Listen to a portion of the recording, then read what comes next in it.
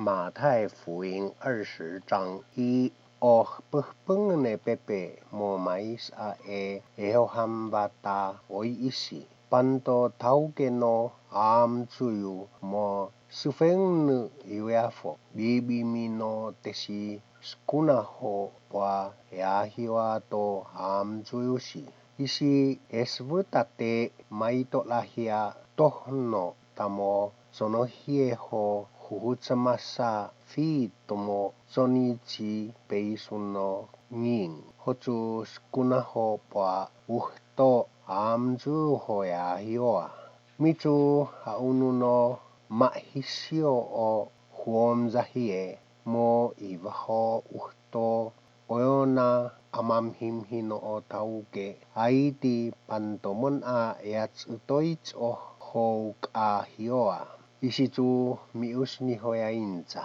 matemu maezo uhto amju ho ya hioa ate ono fi no te a muskuchi no ya hioa mitu uhne ho ya hioa atave isi nemo tsohozona hoinemo mahitu no huomza hieno atave isi no tsohozona mioiva ho yuafo o tauke totiski ho eoho utomo piochi dea hioa so moni mahi eimo o huomza hieno atave isi no tsohozona mioiva ho to oyona amamhim hinoho aiti pantomots on a eats utoits o isi tuozosi mainchis a sono hiats utan ho ukahioa ihe yutinga maicha ukachimo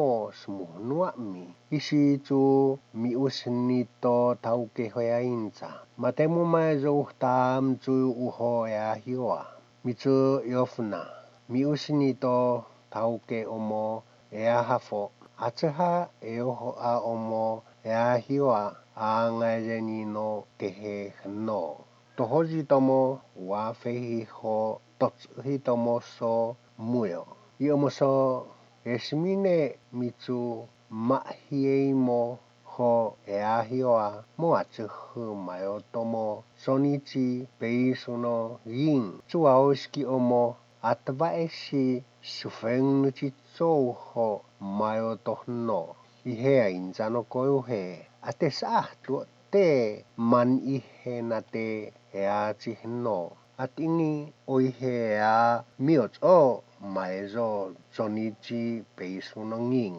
nehe tu ea o peisu tu eubut uto tauke emo wafeihi imu chitsou mutot sono mahizuhu o hia ya hiwa mimza sono hie yon tomo tsong ehie ho peis ngongoseo osko faenichi hnohe mainchi to tiskita osko faeniami isi utinga to tauke omochihi to taichohe nanghia waos o epukasu waskos ano tio wahochi sonichi peisuno gina no sonohie ea peisusu hotu maine hos o fitamo totiskisuchi hno omo taveihe ea hiwa o ate os ano pe ditita iachi upeisu nomio homi o mea du tatsou tekotsu smo bubut ua o isi tu ya inchato Yesu maitsats o omoso wafeihi tena nomueo omoso mueo tena wafeihi suci nemo uhne Yerusalemu o Yesu isi esevi o masku wesochi tesisi mo tsoechonu ho au hutsa eusvuti temu sohivi hote toe mo usunune Yerusalemu maitan tenoa pieni okochou ho faini to saisi cho ho dema sohio seiso tehe isvuta ho opzoza ataveya faini to souya fana tehe kematmohi eo baka pita to zuzika atingi ho tatsu miteuhi tena smoevove. 20. Ubtonguto sipitai isi hafao yosochi o koshi ho uhto Yesu. Miusunuto Yesu ho mohkuyu. Meene tomo sonichi hioa. Isi tuotoshito Yesu sumana tekos a enia. Isi yutinga. Tekoso teomneni ho takotsu honte emo yosota ooko u. Pa yusuhunguto vhonasu emochihi yusuhunguto veinasu emochihi. Einchato Yesu. O aimu tsohivi tsumacho imu enia. Ote o imachimo mayumu. Temue no soevoha. Ihe eincha. Atemia soevoha. Isi einchato Yesu. Temue no te anana vaima o te o imachimo mayumu. Atinhi ukachi tonu uno esvuta siana te yusuhunguta vhona uho veinau. Soza haini isi hayotsuneni no sia to amou. Atesieno faeni no sia. Ihe tali tomo maskuchi tesi emo maichachi hiam ene. Ihe na tak susuknova emo yosochi nato haesa. Isi eteuna to susi to Yesu o tesi. Miusni hoyainza.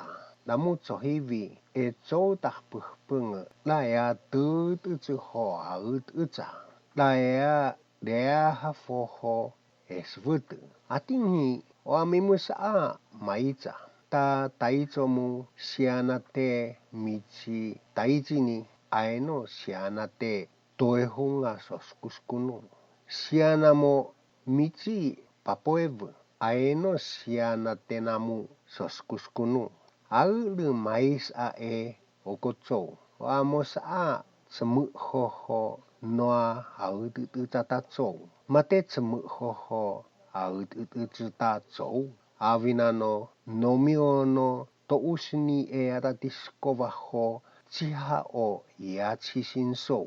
29. Nemo mongoi to eriko. Botungono chicho omo tofe hinito Yesu. Panto yosochi bukungu. Mo yusuhungu to askiti to tseonu. Tali o Yesu mo sutsaifi. Mitu temuno imozo noe ocha. Okoto tavite soveza mi. Ihe toehunga koicha. Potani homo taungu. Atinghi nama mo asuhsu temunoi mozoyu. Noe ocha. Okoto tavite soveza mi. Mo tosvo o Yesu isi eoho a. Tuotosi ainza. Sumana temu pa hioane niao. Ihe yutinga ainza. Noe ocha tekoso pa bohung emzonza. Mo haut o ma tsoveo ichi tohungu to Yesu. Pewasa omzohe mitu osni bohungu su tofehni to Yesu.